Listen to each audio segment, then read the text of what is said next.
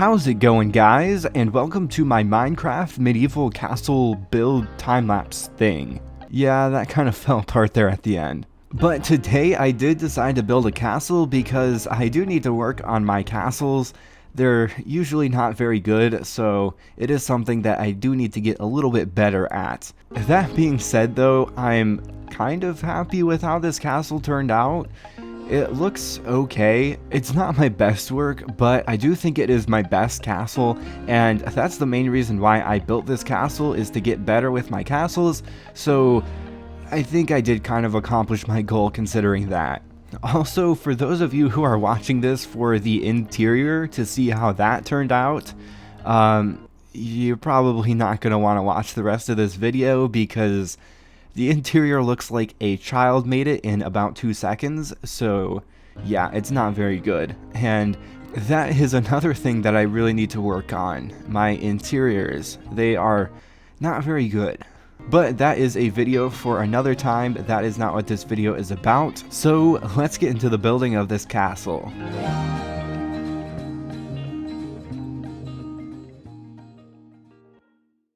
So I started this one off like I do most builds, where I created a brand new world, and this time I happened to spawn in a taiga. And I was about to run the locate biome command to find an extreme hills biome, which I'm pretty sure they renamed them to mountain biomes in 1.17. But for the sake of this video, I'm just going to call them extreme hills biomes because that is what I've always called them and what everybody else has always called them, so that's what they're going to be in this video. Anyway, right before I was about to run the command, I ended up seeing one off in the distance, and I flew over there, and it looked pretty good, so I decided that I was going to build the castle here. And then after deciding that, I took a few screenshots of the land, and then brought those screenshots into GIMP and drew out my plan. And this is the plan that I ended up coming up with. And for those of you who are expecting something really intricate, yeah, it's pretty basic. It doesn't look super great,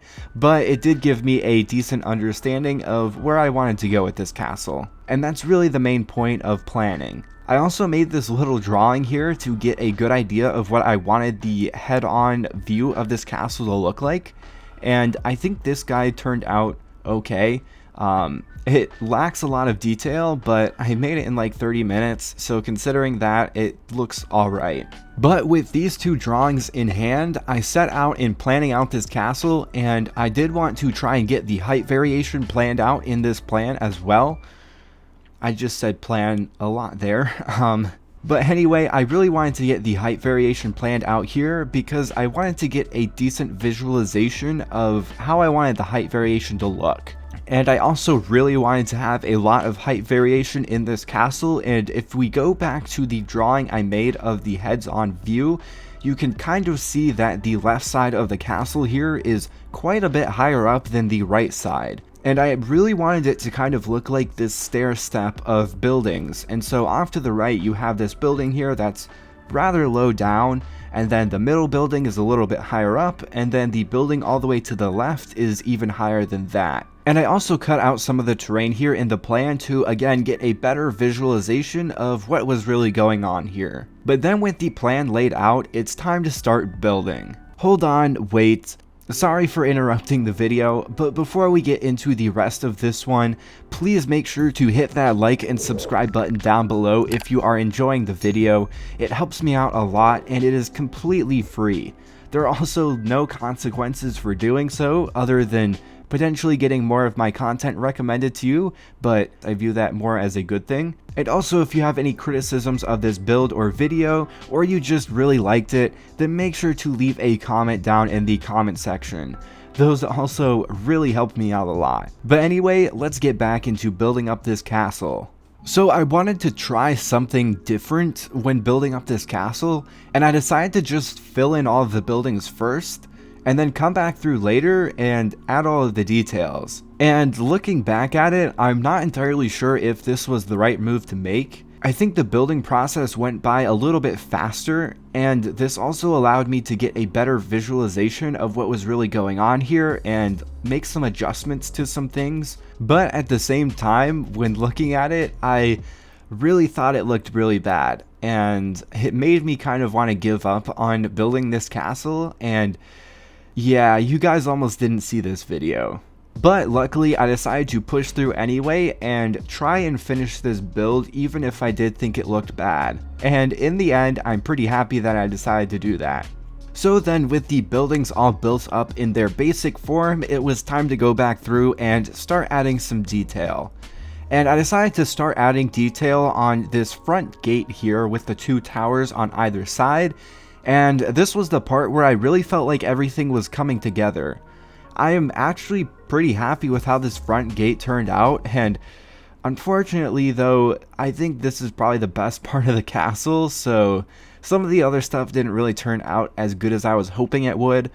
But for this front gate, I decided to use granite for the towers to give a little more depth to them.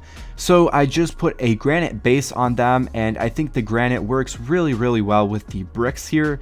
And then for the top part to add a little more depth as well, I decided to use spruce. And then for the roof of the 2 towers, I decided that I was going to go with warped wood, and I think it looks pretty good. I was also considering potentially doing oxidized copper, but in the end I'm pretty happy that I went with the warped wood. And then for this main archway here on the top, I decided to add these little spike things here to make it look a little more like a castle. And I was originally going to do a spruce roof for the top of this and not really have a walkway up there, but in the end I decided it would probably be better to have some sort of walkway up there. And then I also outlined this main archway using stripped spruce logs to give it a little more definition. So then moving on from the main entrance here, I decided to work on this diagonal building. And I think the diagonal building turned out probably the worst out of all of them. But for this one, I decided to add in some of these spike things again, like I did on the main archway, and I put them around the base of the building where it kind of meets up with the foundation of it. And I think this is a really good way to add a little bit of extra detail and really make this building a little more defined. So I am pretty happy with that. I also decided to make this building more of a green building instead. So I mixed in some lime green terracotta with the bricks, and I think that texturing looks pretty good. And then for the roof, I went through a few design iterations with this one before finally ending up on something that I liked. So I did spend quite a bit of time messing around with this roof, but in the end I think the final result is pretty good. There are still a few things that I don't really like about it, but you can't really do much better with a diagonal building. So then after the diagonal building, I decided to work on the 2 buildings off to the right side. But for this first one, it is a white building, so I mixed in some white concrete powder and white concrete into the calcite to give it a little bit of extra texture. And I also try to make it a little bit of a gradient, so it goes from calcite towards the bottom into the white concrete powder before eventually going into the white concrete. And I think this texture gradient looks really good in this building, and I'm very happy with how it turned out. And for these ones, I decided to do the same spike thing that I did for the diagonal building and have it go around the base of the building to kind of divide it a little bit more from the foundation. And again, I really do like these things going around the base of the buildings. I think it adds a lot of extra depth and detail to them, and it just really makes the buildings pop even more. On this building, I also tried messing around with texturing the foundation a little bit, and so I mixed in some cobblestone with the tuff, and again tried to do a texture gradient where it goes from tuff at the bottom into cobblestone. And I'm actually very happy with how this texturing turned out. I think it looks amazing, and I did eventually end up adding that to the rest of the foundations. But then for the roof, I decided to add in a little bit of extra detail by adding in these stone brick bands that go up the side of the roof. And I think they look alright, and they do add a little bit of extra detail and depth to the roof, and kind of break up the regular boring texture of just having stairs going all the way up. And so moving on to this brick building, I started this one off like the other buildings, adding in that spike thing to the bottom of the building. And then to add a little bit of texturing to the walls, I decided to mix in some white terracotta with the bricks.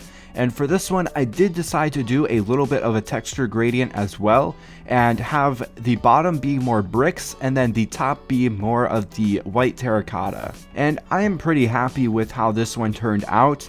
I do think the white terracotta kind of contrasts a little bit with the bricks and stands out a little bit too much, but other than that, I think it looks pretty good. And for this roof, I decided that I wanted to do a spruce roof because I hadn't really done one yet, and I felt like it would look a little bit unique and kind of stand out a little bit. So that's why I decided to go with a spruce roof. I also added some of that stone brick banding that I did on the white building to this one as well, to kind of add a little more depth and detail again. And I think overall this one turned out pretty good. And then after doing these two buildings, I decided to take on this main big building, and this one was a little bit ambitious, and I'm not super happy with how this one turned out. I think it could have been a little bit better, but I think it's just too big and hollow, and there's really just not enough going on here. It's just this big wide open space. But anyway, for the walls on this one, I textured them with the andesite in the stone, and I think it looks alright. I probably could have done a little bit better, and especially when we get to the peaks for the roof here, it looks pretty bad because I don't really have any of the andesite going all the way up to the top, so it kind of just looks like this flat stone wall, and it doesn't look super great. But regardless, it looks fine. But then for the windows on this building, I decided to do something different from what I had done on the other buildings. And instead of just adding shutters to the side, I decided to add this extra little detail around the window. I'm not exactly sure what to call it, but it adds quite a bit of depth to it and a decent amount of extra detail, and I actually really like how these windows turned out, so I did also add them to the final building. And now getting into this final building here, this is supposed to be like the throne room of the castle, and it's not super big, but I do really like its size, and it is also the tallest building in this castle. So this room is also made out of white, so I did the same texturing technique that I used for the other white building on this one, and I am super happy with how this texturing looks. I think it looks amazing. And like I said earlier, I did decide to add the same window design to this building that I did for the big building, and I think it also looks really good. And then for the roof on this one, I decided to go with a black stone roof so that it would contrast really well with the white, and it just pops so much and it is a really good contrast, and I am very happy with how this throne room turned out in the end. But that is pretty much it for the main structure of this castle. All that is really left to do is to finish up some of the towers and add a few extra details. So let's get that finished up and we can get right into the B-roll.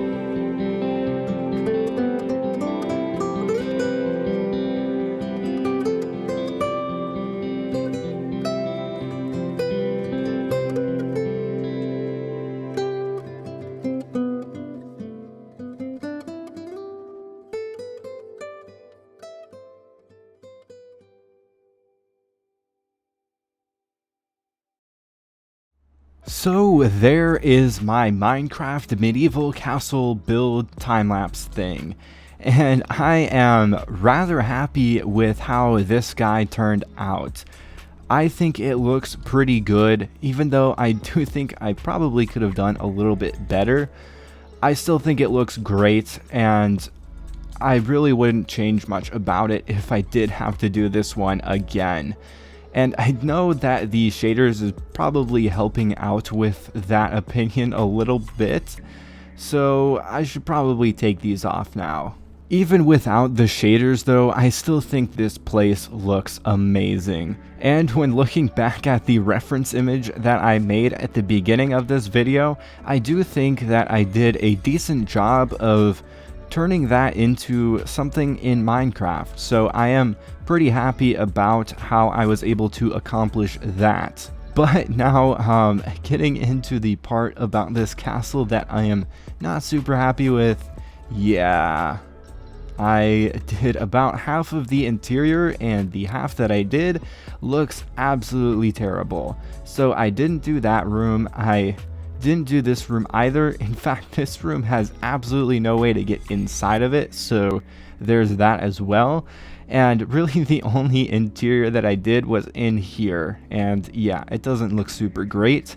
But if we come into here and we go down, it will take us into the brick building here, as you can see. And then if we go up this little spiral staircase, and I'm stalling for time because it takes a while to get up here, as you can see, it takes us in this bridge area right here. And I kind of like this bridge area, I guess. I mostly had to do it though because there is quite a bit of a height difference here between this floor and the floor of the throne room, so I kind of had to do that.